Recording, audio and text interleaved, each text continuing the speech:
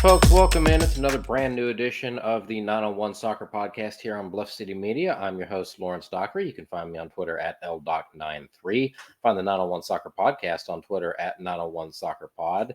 Search Bluff City Media at Bluff City _media on Twitter. And then everybody's on Facebook as well. 901 Soccer. Just search that. We'll pop right up. Search Bluff City Media. We'll pop right up. Each page is slowly but surely starting to grow. And of course, you can subscribe if you're watching this on YouTube. It's not just 901 FC content. There's plenty of other non-soccer content here on Bluff City Media. A lot of Grizzlies, a lot of Tiger football, Tiger basketball, even the Showboats and the Redbirds. So plenty of stuff to subscribe, lots of content for all of your Memphis sports needs. Probably the only outlet in town that is covering all of these teams as in-depth as we are.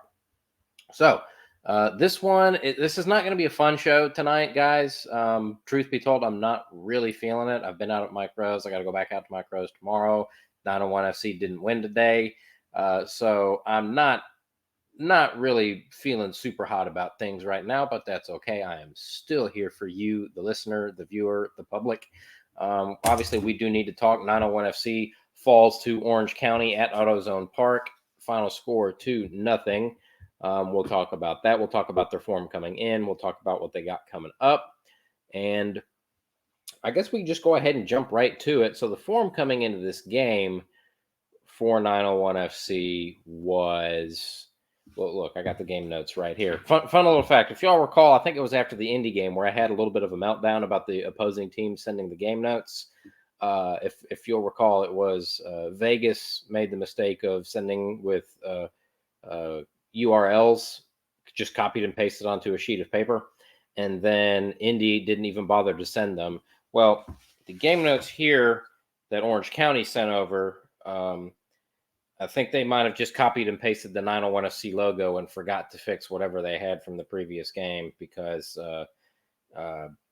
Memphis 901 FC's record coming in today was not 3-1.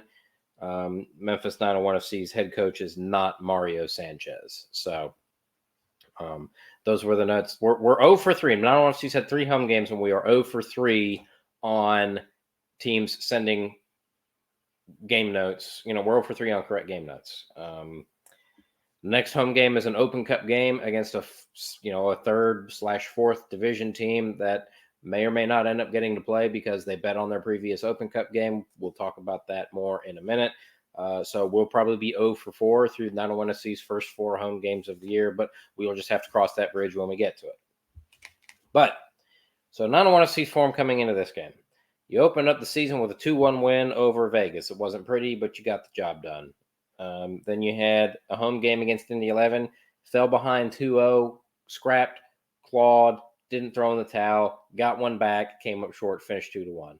Then you had a bye week. Knight Pickering flies to Morocco, plays U.S. Youth National U19 national team duty, flies all the way back to Memphis, gets on a plane, flies all the way to Sacramento, and plays a full 90 minutes. You go to Sacramento. Sacramento is one of the better teams in the league. Western Conference finalists last year, U.S. Open Cup finalists the year before, and you drop that 1-0. And so that's back-to-back losses, 2 in your first 3, but you're still ahead of where you were at this point last season. First 3 games last year, I think they had 1 point. First 3 games this year, they got 3 points. So you're ahead of schedule if you're comparing it to last season.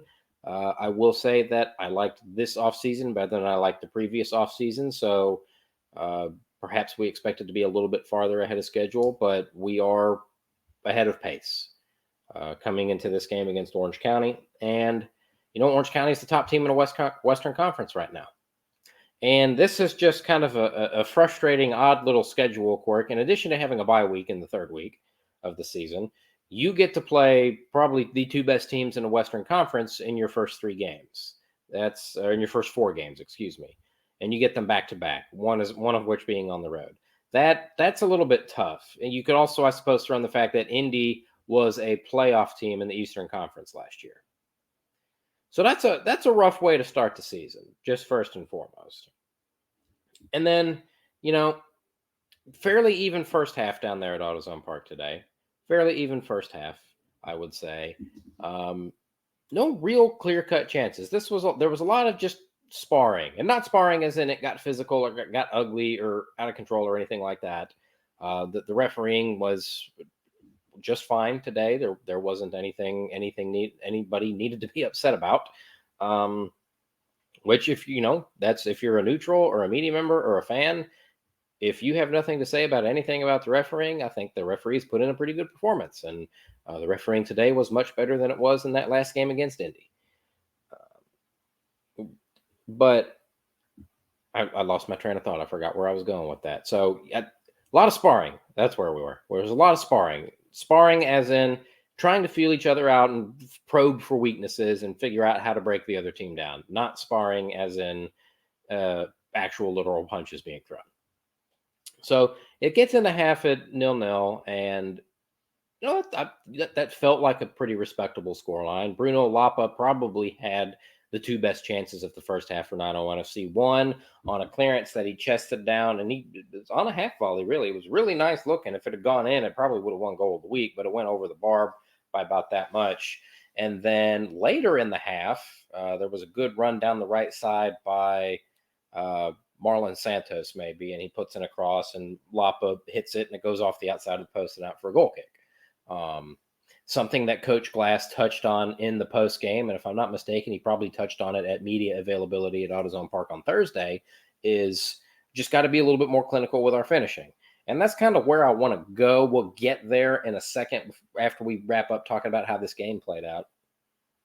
But then the second half comes out, and right off the bat, 901 FC comes down, probably has the best chance of the whole game that just curls up and over the bar. And then there was just a lot more, a little bit, a thrust here, a parry there, or a thrust and a parry. I don't know the mechanics of it as far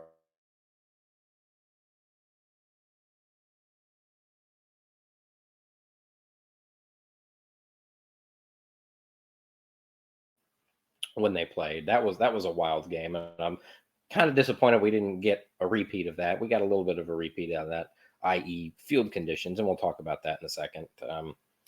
But it it's just one moment, little key moments, and that's something that Coach Glass. That's one of the things they kind of touched on when they talked about how they built the roster during the offseason, is they wanted to focus on not giving up cheap goals. And then today, after the game, the messaging was, just one or two small little individual mistakes, and because you haven't taken your chances on one end, you get punished on the other end. And so that's what happened. I don't want to see gives up a goal, and it's 1-0, and that sucks because they had played well. They'd had a good number of chances, and they just didn't take them. But 1-0, it's not the end of the world. You can bounce right back. There's still plenty of time. There were 20-30 minutes left in the game at that point. And you've got the players. One thing I was really excited about today is we finally got to see the Knight Pickering Nico Brett pairing up front. I guess the one thing, and this has never been me with 901 FC games. I've never been the question, the tactics, the formation, the lineups, any of that. The only thing my personal feel, and granted, I'm not at training, I'm not in the locker room, I understand all of that. It's just my preference is Dylan Borsak is a good player. I've always just felt like he's a little bit better coming off the bench than he is as a starter.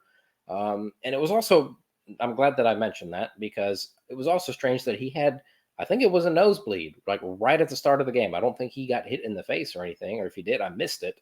But I don't know that I've ever seen that before in a game. So he had to go off on two separate occasions to get medical treatment to get the bleeding stopped coming out of his nose, which running around with something stuffed up your nose is probably about as much fun as it sounds. But, Coach Glass has mentioned, obviously there's a Keem Ward with the red card suspension. So you're down there. He's mentioned a knock or an illness here or there. So they're a little bit shorthanded. So perhaps that's why Borsak got the start, which is not to cast aspersions on his quality as a player. It lets everybody tap the brakes on that. I understand. But that's just, I always feel like he is a great weapon off the bench. But all that to say, I was super excited we were going to get to see Nico Brett and Knight Pickering on the field up front and starting together. And unfortunately, we did not score any goals. And that's consecutive games with no goals. But you're down 1-0. You give up a goal, you give up a goal, you're down 1-0. It's not the end of the world. Plenty of time left. You've got quality strikers on the field that can go down, get you 1, 2, perhaps even 3 goals. It's, we've seen it happen before. What we haven't seen happen before is one of those. I think they forgot that the game restarted. And I'm being something of an ass here. It's one of those ones where they either weren't aware, that just a mental lapse, I guess, where like right off the restart, Orange County comes down and scores and makes it 2-0. And I guess officially the goals were a minute apart, but it felt like they were about 10 seconds apart. And that's one where, you're not coming back from that. As unfortunate as that is, that was one where hit you with a left hook and then they hit you with a right hook, and you weren't coming back from that. Which is really frustrating. So that's the end result. It finishes at 2-0. And the frustrating thing is they didn't play poorly. They just didn't take their chances. This feels similar, but not quite the same to 901 FC in 2019 in that first half of the season under Tim Mulqueen, where there were a lot of chances that just didn't go in. I think this team is a lot better and more well-constructed than that team was. I'm still and it's frustrating for them because they're not getting the results, and just guys walking past us in the hallway on the way to the locker room, very dejected, very disappointed. It's disappointing for me because I was very high on this team coming into the season. This is not panic time. Again, I believe if you listen to my appearance on Sports 56 with Greg Gaston earlier this week, I said it's not going to be time to panic until you get into mid to late May. If it still looks like this in mid to late May, then we can starting to worry. But we've only played 4 games. It's frustrating, absolutely. There's no question about that. It's frustrating. As frustrating as it is for me, and as frustrating as it is for you, the viewer, I can just about guarantee you that it is every bit as frustrating, if not more so, for the players on the field. I'm still high on this team. I still think this team can have a very good season once they get it figured out and figure out how to actually finish the chances that they are given. I think the sky is the limit. If you get into May and you're still struggling, then as Coach Glass pointed out after the game today, the league will get away from you. And I would prefer that not to happen. But it's even in like not just today, but these last 3 losses. That's 3 games in a row. That's 6 halves for you math majors at home. And 5 of those 6 halves, I feel like they've been the better team. Unlucky to lose at Sacramento. They had a bad first half against Indy. Didn't help that somebody got sent off. But even after they were down a man, they were the much better team in that second half against Indy. They got one back and had a chance to tie it. Better team for most of the game against Sacramento, and then just a little late lapse, and Sacramento gets the win. Same thing today. First goal from the run of play, not the end of the world, and then just a lapse, and they hit you with that. They've already hit you with the left, now they hit you with the right, and then it's 2-0, and you're kind of in a state of shock, and you don't bounce back from it. But they didn't play bad. I didn't think there wasn't anything where I was sitting up there in the press box going, "What am I watching? What is going on out here?" No, I haven't had any of those moments this season, other than that first half against Indy. So I think if we're looking for a silver lining, and this is not me. Perhaps this is sunk cost theory, but like I said, I was high on this team, and they haven't gone out there. They haven't showed their ass at all. They've played reasonably well in every game this season, except the first half against Indy and maybe the first half against Vegas. But they won that game, so we're not concerned with the overall performance. We're just concerned with the 3 points. But I can't sit here and yell and scream and be upset just yet. I'm bummed. There's no question about that. I'm bummed. And I'm bummed about other stuff like the attendance, and we'll touch on that in a minute. It's not panic time there either. And panic time for attendance won't be probably until September. If we get to September, well, we'll get there. But what they got coming up is they go on the road to Loudon. That's the little break in the schedule that you might need, because granted, you did struggle with Loudon last year, a draw on the road and a loss at home, but they weren't a playoff team last year. And then you get that Open Cup game. And if everybody, I'm sure we all remember that the Open Cup run last year is what kickstarted the season. You had the Open Cup, and then you went on a 12-game unbeaten run in league play. So I think if you can get points at Loudon, I would prefer a win, but I could live with a draw. And then win that Open Cup game. I think there's your shot of adrenaline. So I'm looking at the wrong notes. My apologies. So the other thing that I want to just briefly touch on is the playing surface at AutoZone Park today. And if you were there, you understand what I'm talking about. There were probably 3 or 4 stoppages throughout the game where they had to bring the grounds crew out to like tamp down, straighten out, readjust little pieces of the sod on the infield dirt. And it's funny that happened. Not funny like haha, but it's a little bit funny to me personally, because I was a guest on the Orange and Black Soccer Cast and Orange County podcast on Monday. And one of the questions was, what's the field going to be like? Because it wasn't so great when we came and visited last year. And it wasn't. And my response was, it's early. It's still April. And the grounds crew's a lot better this year. It's going to be fine. Now, I say that, and then we have the issues that we had today. And 2 things about that. A, I don't remember when the last Redbirds game was, probably fairly recently, but it did look better than it did at various points last season.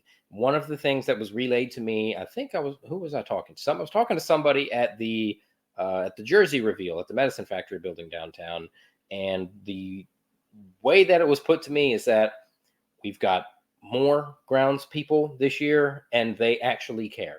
Because apparently that was not the case last year. And I think if you looked at the field on a lot of the games last year, you can go, yeah, I don't think they care. One of the things that I noticed is that various points last year, the infield, the grass over the dirt would be this much taller than the actual grass, which I'm sure was just an absolute nightmare to have to play on. Obviously, today didn't look great. And that's just one of the drawbacks of having to play soccer on a baseball field. I wish we had gotten some of that sweet, sweet stadium money, but Robert Pera had other plans.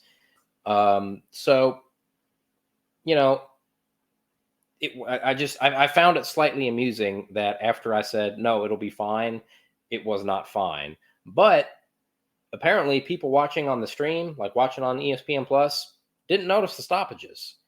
Which I found interesting. I guess that was something I'm sure the league or the team has put out some sort of saying, hey, if we have to do this, we're gonna go this. We're gonna be fixing this over here. Hey, look, there's Coach Glass, or hey, there's Leston Paul. But like today, I'll give them this. I'm sure it was a tight turnaround, and both before the game and then at halftime, they were busting their ass trying to make sure they could get it as good as they possibly could. I mean, talking multiple people on their hands and knees going like that. And then, it's just soccer on a baseball field. There are limits, as Craig Unger put it when I interviewed him in 2022, there are limitations. And that was one of the things. But all in all, it wasn't the end of the world. This was not something that really affected the game. It was just something that I noticed that I wanted to bring up, and it may not sound like it, but I did want to give props to the grounds crew for both, running out there in the middle of the game and getting it fixed.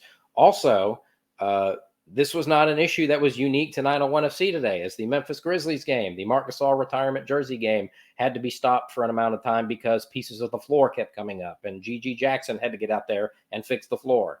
So this is not an issue that was unique to 901 FC in Memphis today. So I don't want this to sound like I'm crapping on it. I'm actually quite the opposite. I'm commending them for A, making it look a lot better than it did at most points last year, and B, visibly, clearly, actively trying to make it better. And speaking of visibly, clearly, and actively trying, I had it written down. I'm looking at the wrong thing. I have it written down. I know I tweeted it out. I probably should have had the Twitter feed pulled up. Okay. The attendance today, 2,361. I've got to imagine that's probably one of the lowest in team history. That is concerning. But what I've said it before and I'll say it again. With the attendance, this is not something that, you just hire Jay Mims and all of a sudden people are like, boom, 10,000 people a game. No, this is a slow burn. This is going to be a build. You're going to have to build up to it, right? Is it a little bit concerning that the crowds have gotten smaller with each successive game? Yes, it is. But it is refreshing, reassuring, maybe that they didn't have a tent up at Mike Rose today, but they did a little bit like I've suggested for years. They did a little bit of ambush marketing. They were just walking around handing stuff out. That made me feel a lot better. Like they're aware of what needs to be done, and I can see that they are taking steps to try and get that accomplished. I think that's just going to take time, guys. I really do. And unfortunately, the team's not winning just quite yet. I think that would help.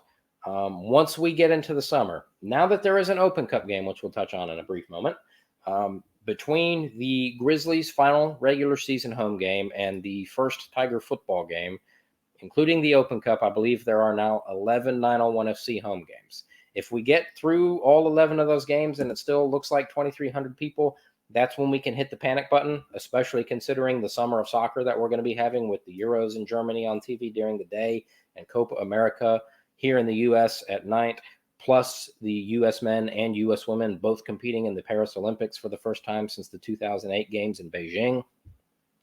We're going to have a hell of a summer of soccer. And if 901 FC can't figure out a way to cash in on that, then we can panic. But for right now, they're trying. And that's something that I don't know that we could have said last year or the year before. They're much more of a presence around town. They're doing stuff that I don't know that there's anything more that I could ask them to do. And it's just, I wish the crowds were bigger. I don't know how else to do it. I think it's a slow burn. I think that's the answer. It's going to, if there is an answer, that's what it is. It's going to be a slow burn. It's going to take time. And perhaps once the Grizzlies are over, and let's be real, nobody goes to the Showboats games, as evidenced by their attendance today. But again, if we get into September and it's still in the toilet, then we can start to worry. I don't think it's still going to be in the toilet come September. I think once we get into the summer and it's the only game in town, we're going to see it. Maybe not straight diagonal line on the bar graph, but bits and pieces, fits and starts, baby steps. Last thing is, I'm looking at the wrong notes again. Cross that out. The U.S. Open Cup will be making its return to Memphis. 901 FC has not hosted an Open Cup game since 2019. We will be playing perhaps Miami United. They have a potential betting scandal on their hands. Where that stands, I don't know. Does the Federation care? So for those of you unfamiliar, there was a report that popped up not too long after the draw got made, as a matter of fact, of Memphis 901 FC's opponent bet on themselves to win their previous U.S. Open Cup game, which they did win. Now, on the face of it, that doesn't sound like anything nefarious. You bet on yourself to win, and you won. That didn't keep Pete Rose from being banned from the Hall of Fame in Major League Baseball. And that is like day one, entry level. These are the top 5 things you can't do if you're going to be a professional soccer player in this country. Although they are an amateur team, though it just, The fact that people I'm sure the red flag popped up when somebody tried to drop a six-figure bet on second round amateur U.S. Open Cup game. That's I'm sure. I mean, six figures on the Super Bowl, no problem. Six figures on the World Series, NBA Finals, NCAA tournament, perfect sense. Six figures on Club de Leon semi-pro team and Miami United amateur team. Second round of U.S. Open Cup. Question, yeah, we're going to run that up the flagpole. So where we stand as far as if there is an investigation, what a potential investigation might find, I don't know. I don't have anything to tell you. I've reached out to some folks in Miami, and they don't have a whole lot more information than we do. As that becomes available, I will be more than happy to relay it to you. Until such time, I'm going to assume that we have an Open Cup game at AutoZone Park on Wednesday, April 17th at 6:30 p.m. I'll make this pleading. I'll make this pleading again, guys. I understand that we're all pissed about MLS trying to kill the Open Cup. Remember, Don Garber said every soccer dollar not spent on MLS is a dollar wasted. And they needed to bail on the Open Cup because of the field conditions and the fixture congestion. Even though they created a bullshit competition called the Leagues Cup to cash in on the Mexican fans and feel better about themselves getting decapitated on a regular basis in the CONCACAF Champions League. That's neither here nor there. But we can't demand that they respect and observe the Open Cup if when we finally get an Open Cup game, nobody goes. We got to show up, guys. And it's concerning that the attendance has fallen again. Perhaps the way that the Open Cup jump-started the team's run last year, perhaps the Open Cup this year can jumpstart the home attendance this year. I don't know if that'll be the case or not, but I'm coming to you hat in hand, praying, please, please, please show up for this Open Cup game, guys. We will end up with egg on our face if we have 400 people there. We can't do like the Las Vegas Lights did when they hosted Real Salt Lake last year and draw 300 people. But that's going to do it tonight. Not really a whole lot else to say. 901FC's next regular season games, they are, like I said, at Loudoun on Saturday the 13th, and then at home against Monterey Bay. That's our first 7 p.m. kickoff of the year. That's on April 20th. 420, bro. That's against Monterey Bay. Unfortunately, I will not be at that game. I had a commitment to something prior, so unfortunately, I will not be at that game. But I will be at the Open Cup game, and you should be too. Thanks everybody for listening and tuning in. Again, I'm your host Lawrence Dockery. You can find me on Twitter at LDoc93. You can find the 901 Soccer Podcast on Twitter at 901SoccerPod. You can find Bluff City Media on Twitter at BluffCity_media. You can also become an insider on BluffCityMedia.com and get access to our Discord. A lot of good stuff going on in there. Subscribe to the YouTube channel. Like, comment, subscribe, as they like to say on YouTube. Find us on Facebook as well, 901 Soccer and Bluff City Media. Thanks, everybody, for tuning in, and hopefully we will be talking to you after the Open Cup game on April the 17th.